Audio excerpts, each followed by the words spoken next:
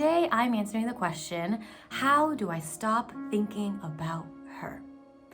This situation could be about a girl that you've already dated, or maybe you're in a relationship with and you broke up and you miss her. It could be someone you're currently dating and you're really excited about her, but you realize you can't stop thinking about her. You're wondering, why hasn't she texted you back yet? You're wondering, when can you see her next? And you realize that kind of thinking is not putting you in a good place.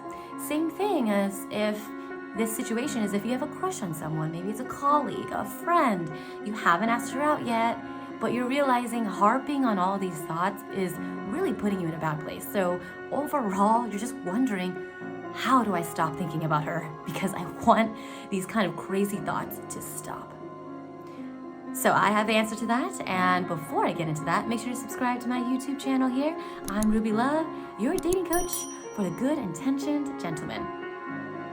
All right, let's give you the answer of how do you stop thinking about her.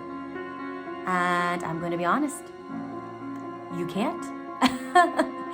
Sorry guys, you can't. You guys, we're humans. We have a brain. We can't stop our thoughts. We just can't all of a sudden stop thinking. If you think about it, this is why meditation can feel very difficult for many people. And there's a misconception of meditating. Many people think that meditation means you have to practice not thinking about anything. You're practicing no thoughts, but that's not true. That is not true at all. Meditation and mindfulness is about being present and practicing being absolutely present by only observing what's around you, what you feel, what you hear, what you see. That also means acknowledging a thought that comes in your mind in that present moment. But that is what meditation and practicing mindfulness is. It is not stop. You just stop thinking, because that's not what it is about. So that's the first thing I want to share to you guys, right? I want you to stop that narrative and that desire to stop thinking, because that's not going to happen. Now I want you to transform that term to, how do I manage? How do I manage these thoughts about her? How do I manage my thinking of her constantly? That's doable. Just like anything else in regards to mental health, like anxiety or depression, it's not about getting rid of it.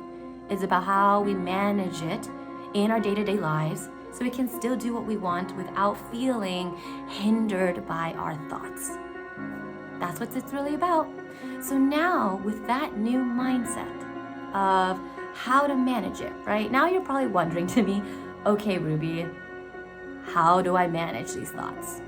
Well, there's really two big action points to this. And I always like keeping things as simple as possible, not to overwhelm you guys, and also to really practice just doing these one step at a time kind of action steps for you, instead of listing out all these things you could do.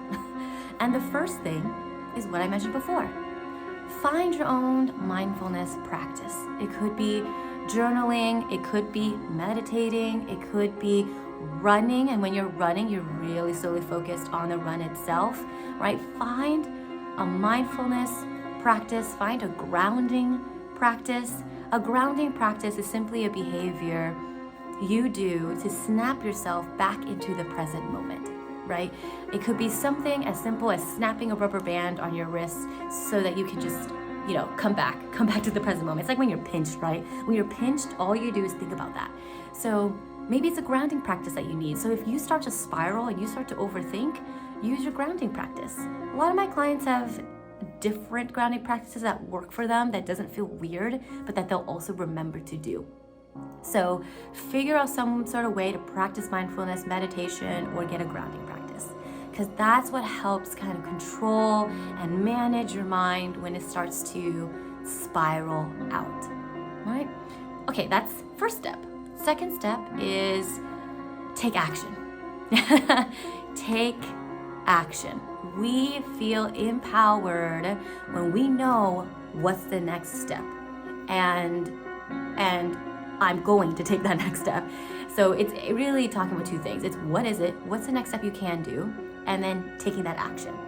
Now, every scenario is a little different about what you want, right? So if you're trying to let go of a past relationship, then it's really asking yourself, okay, well, what do you want? You know, you do want to let this go. If it's already a done relationship, I don't think it's healthy to go back and hope she takes you back. I'm not sure where the situation is, right? But it's important to now find a practice to let go.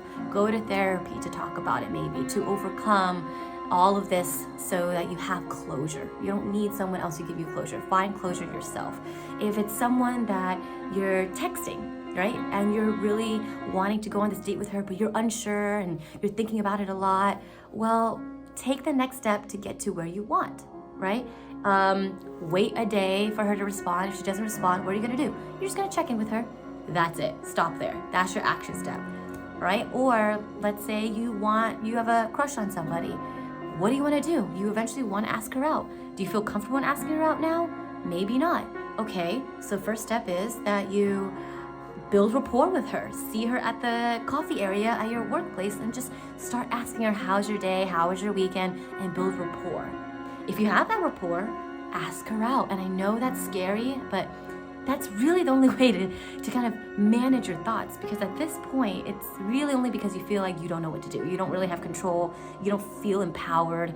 So it's really important to have action steps for yourself and then go do it. Now, if you still feel like it's really difficult for you to take these action steps, there's more mindset obstacles that are happening.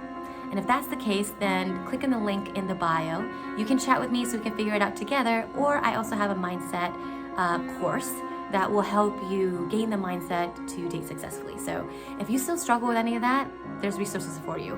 Just click the link in the bio. But otherwise, I hope this video helps in regards to feeling that way and wanting it to stop. And I hope you take some action steps to get yourself to feel more present and more empowered. Thank you guys so much for listening, and I'll see you in the next video.